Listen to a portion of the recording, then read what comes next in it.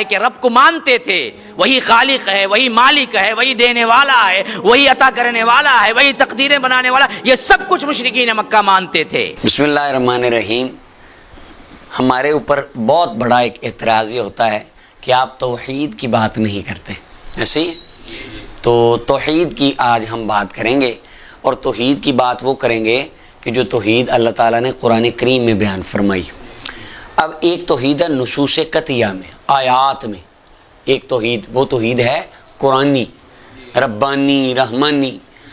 ایک توحید ہے ابن تیمیہ حرانی کی، قاضی شوکانی کی، علامہ البانی کی۔ وہ کیا ہے وہ بھی آپ نے سن لی، وہ اس میں بھی ایڈ ہو جائے گی۔ وہ کیا کہتے ہیں؟ مشرکین مکہ اللہ کو مانتے تھے، اللہ کو مانتے تھے، اور وہ سجدہ اللہ کو، رازق اللہ کو دینے والا، بس شرک کہاں ہوا کہ وہ درباروں پہ چلے گئے۔ کون؟ مشرکین مکہ کے جو آخرت کے کنسیپٹ کو مانتے ہی نہیں تھے۔ ان کے بارے میں کیا کہتے ہیں؟ وہ کہاں جاتے تھے؟ یہ ان کا شرک تھا، تو آپ بھی دربار پہ جاتے، لہذا مشرک۔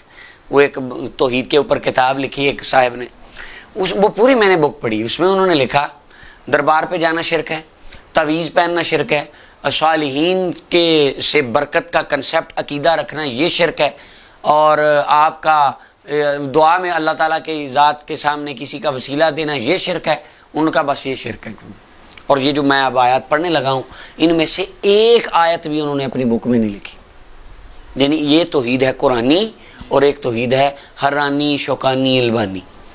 اچھا، اب وہ بات ان کی ٹھیک ہے کہ یہ کوئی اور کتابیں پڑھتے ہیں، کتابیں اور نہیں پڑھتے، کتابیں یہی پڑھتے ہیں، لیکن مقصد ہے ہم کتابیں، یعنی ایک بندہ قرآن کریم کو پڑھتا ہے، نبی کریم صلی اللہ علیہ وسلم کی محبت، بات وہی ہے، سمجھ اس کو آتا ہے جو مدینے کی گلی سے ہو کے پڑھے۔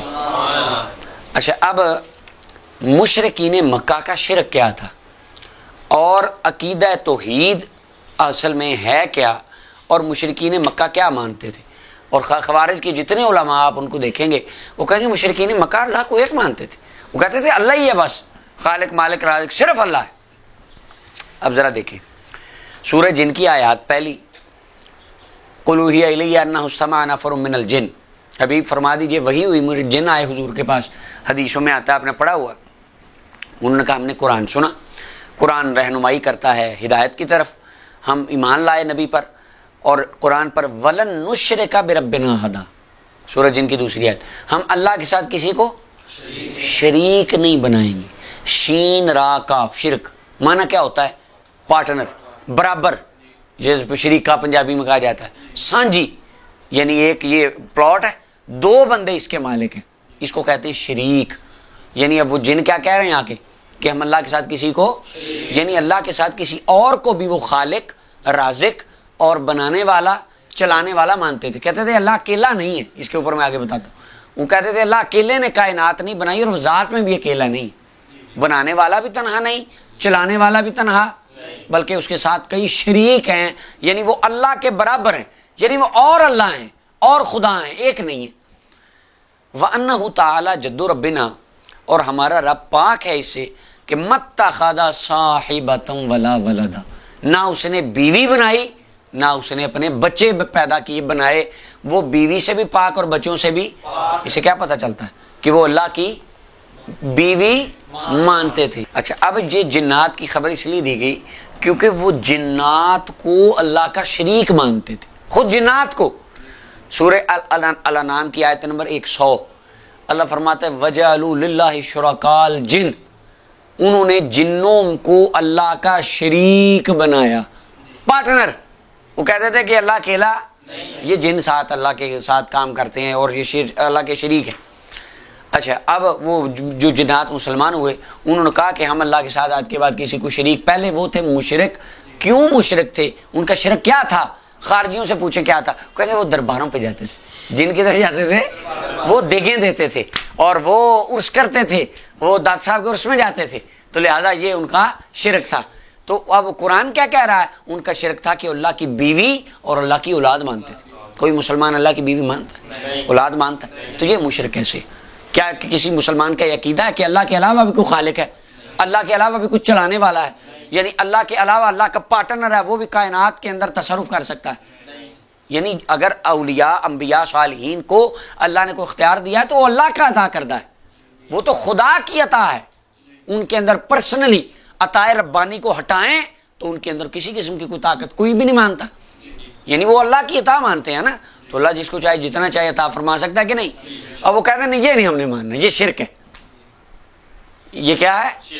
اچھا اب دیکھیں قرآن شرک کس کو کہہ رہا ہے، اور دیکھیں البانیہ سے ہمیں کیا آوازیں آئی ہیں اور کیا وہ آج کل محنت کس پہ ہو رہی ہے۔ دوسرا مقام سورہ الانعام کی آیت نمبر 100 اور 101 پوری یہ پڑھیں، وَجَعَلُوا لِلَّهِ شُرَكَاءَ الْجِنَّ، مشرکین مکہ نے، اور یہ مکی صورت ہے الانعام کے اندر، یعنی اس میں مخاطب مشرکین مکہ ہیں، کوئی کہے نہیں جی یہ وہ کرسچن جو تھے نا، دیکھیں وہ بات بعد میں، ابھی مشرکین مکہ سامنے مخاطب ہیں، ان سے بات ہو رہی، انہوں نے اللہ کا شریک بنا دیا، ایک نہیں شرکا کئی، الجن کن کو؟ وخلقہم، حالانکہ اللہ نے ان کو خلق کیا، وخرقوا لہ بنینا وبنات بغیر علم، اللہ کے کئی بیٹے، کیا؟ اور کئی بیٹیاں، عیسائیوں نے تو کہا تھا نا وقالت المسیح ابن اللہ، ایک ابن اللہ، وہ بنین اللہ نہیں کہتے تھے، ابن اللہ، یہ مشرکین مکہ ہیں، وہ کہتے تھے ایک نہیں، اللہ کے کئی بیٹے اور کئی، آگے کہا سبحانہ و تعالی ما یصفون، اللہ تعالیٰ پاک ہے، وہ بلند ہے یہ جو کہہ رہے ہیں، اور آگے اگلی آیت میں بدیع السماوات والارض انا یکون لہ ولد، اس کی اولاد کیسے ہو سکتی ہے، ولم تکن لہ صاحبہ، جب اس کی بیوی نہیں ہے، اور آگے متصل دیکھیں کیا کمال لفظ ہے، وخلق کل شیء، چونکہ مشرکین مکہ مانتے تھے یہ سارا کچھ خلق اللہ نے نہیں کیا، وہ جو آیتیں پیش کرتے ہیں نا آگے لَيَقُولُنَّ اللَّهُ، وہ انشاءاللہ اس پہ الگ گفتگو کریں گے کسی، وَلَئِن سَأَلْتَهُم مَنْ خَلَقَ السَّمَاوَاتِ وَالْأَرْضَ لَيَقُولُنَّ اللَّهُ، اللہ کے فضل سے ہم نے پڑھی ہیں، اس کا ترجمہ تفسیر ہم نے پڑھا ہوا آتا ہے ہمیں، اس پہ بات پھر کریں گے، کیونکھ یہ دیکھیں جب یہ بات ہوگی نا تو فوراً یہ ایک آیت یاد کی ہوئی انہوں نے، اور وہ یہ 20ویں پارے کی آیات 2-3 پڑھیں گے، کہتے ہیں دیکھیں اب اس کا وَخَلَقَ كُلَّ شَيْءٍ، فرمایا اللہ کی بیوی نہیں، اولاد نہیں، اللہ نے ہر چیز بنائی، کیونکہ وہ مانتے تھے اللہ نے ہر چیز، وہ کہتے تھے اکیلا اللہ اتنی بڑی کائنات کیسے بنائے گا، تو لہٰذا یہ لات منات عزا نے اللہ کے ساتھ مل کے بنائی ہے، اور یہ اللہ کی بیٹیاں اور بیٹے وہ کیا ہے وہ آگے میں بتاتا ہوں، انہوں نے مل کے کائنات بنائی اور یہ مل کے چلاتے ہیں، اللہ اکیلا چلاتا تو یہ ان کا شرک تھا، یہ کیا تھا؟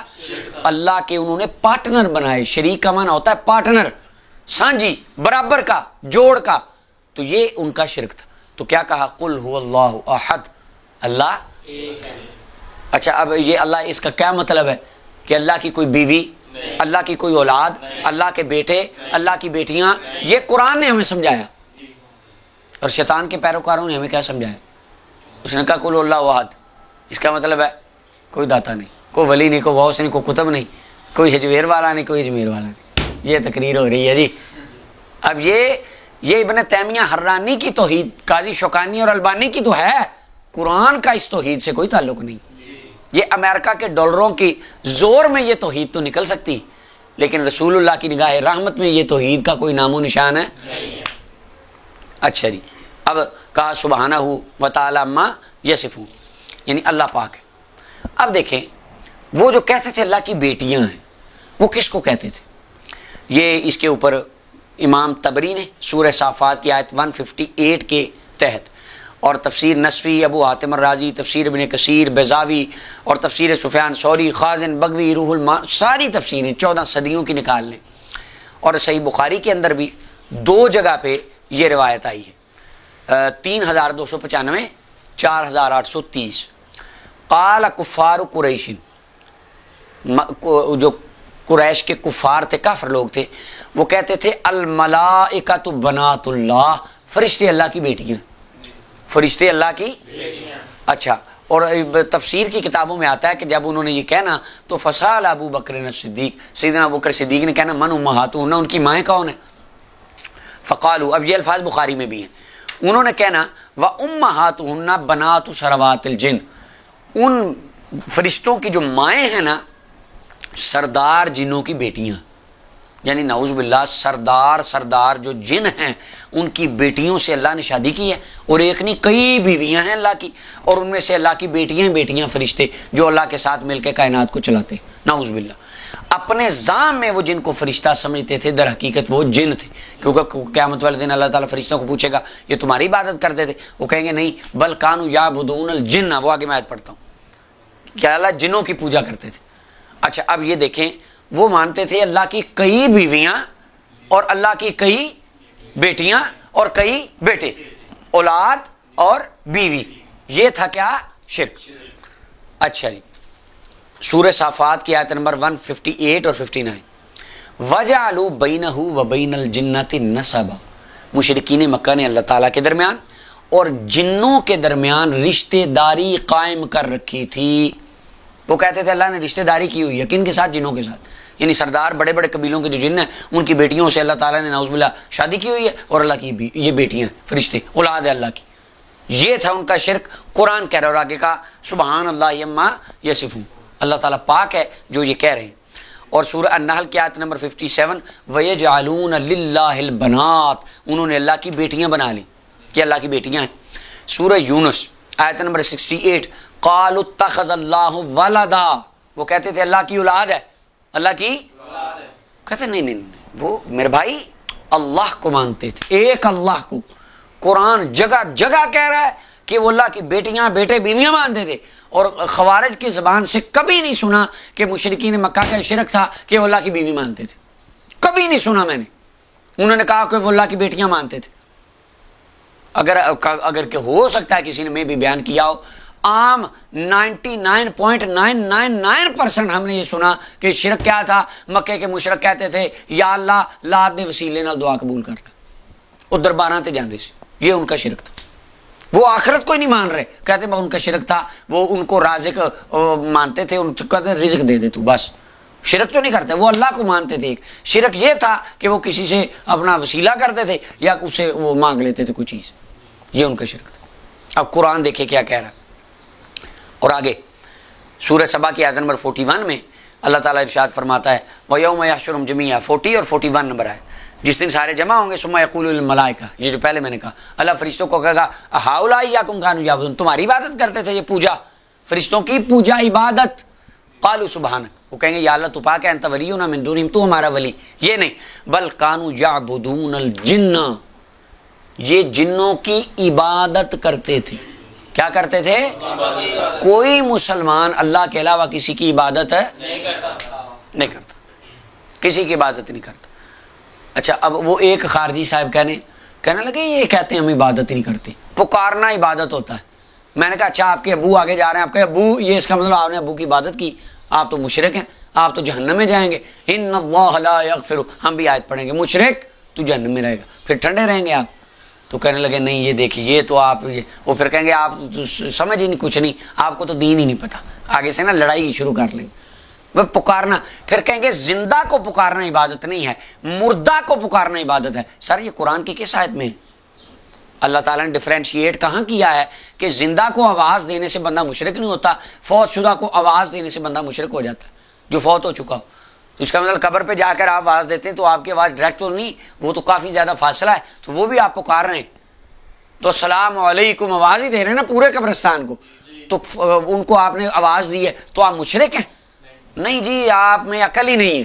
چلیں سر آپ ہمیں سمجھائیں، پھر آپ ہمیں بتائیں کیا یعنی یہ جو آپ کہہ رہے ہیں جی جو قبر والا ہے اس کو آواز دینا یہ شرک ہے، اور جو زندہ بندہ دور اس کو آواز دینا شرک نہیں ہے. یہ قرآن کریم کی کس آیت میں اللہ تعالیٰ نے فرمایا کہ جو فوت ہو جائے اس کو اگر تم نے آواز دی تو تم مشرک ہو جاؤ گے، اور اگر زندہ کو آواز دی تو تم مسلمان ہو گے. آیت پڑھیں یا نبی کریم صلی اللہ علیہ وسلم کی حدیث بتائیں جس میں رسول اللہ نے فرمایا ہو قبر والے کو آواز دینے سے مشرک ہو. مشرکین مکہ بھی یہ کرتے تھے، لہذا زندہ کو آواز دینا چاہے. حدیث یا قرآن، کیونکہ آپ کے دو اصول کتاب اللہ اور سنت رسول، اس کے علاوہ کھول لو بدعت ضلالہ.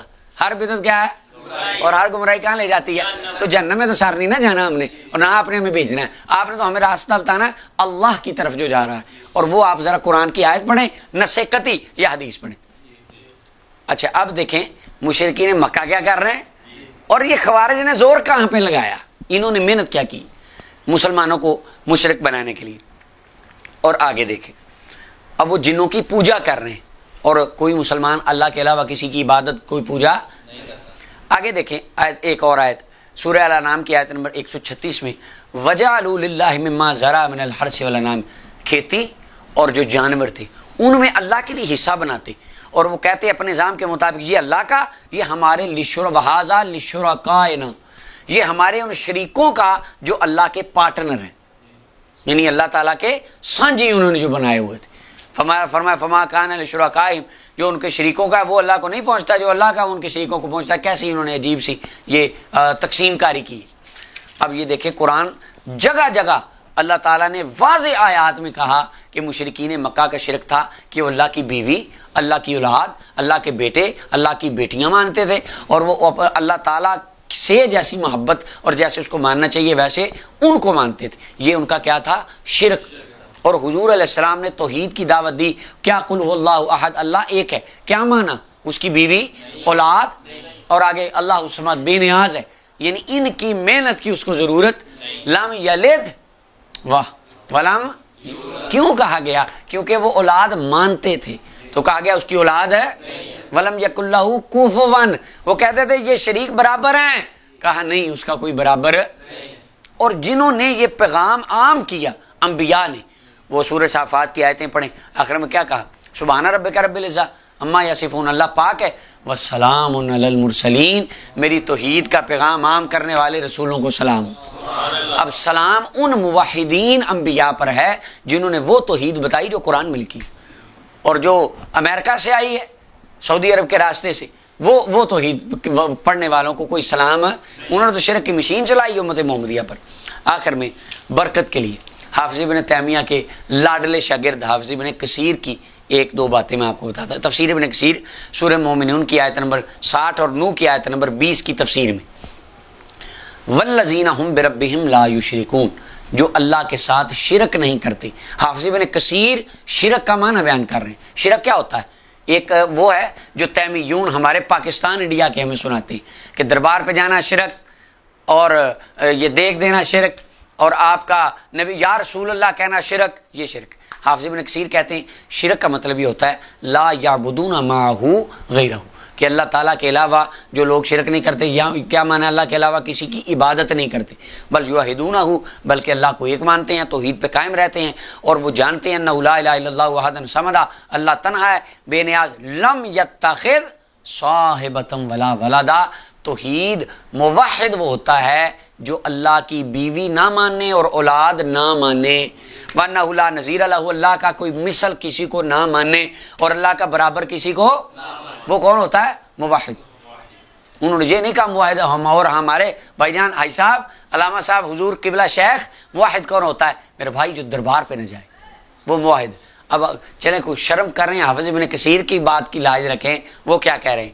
اور دوسری جگہ پہ سورہ نوح کی آیت 20 کی تفسیر میں وہ کہتے ہیں کہ لِتَسْلُكُ مِنْهَا سُبُلًا فِجَاجًا، یعنی اللہ تعالیٰ نے تمہیں پیدا کیا تاکہ جہاں زمین میں چاہو تم اللہ تعالیٰ کے حکم سے آؤ جاؤ۔ یہ اللہ تعالیٰ کی قدرت کے اوپر نوح علیہ السلام نے ان کو متنبع فرمایا کہ اللہ کی تخلیق کے اندر۔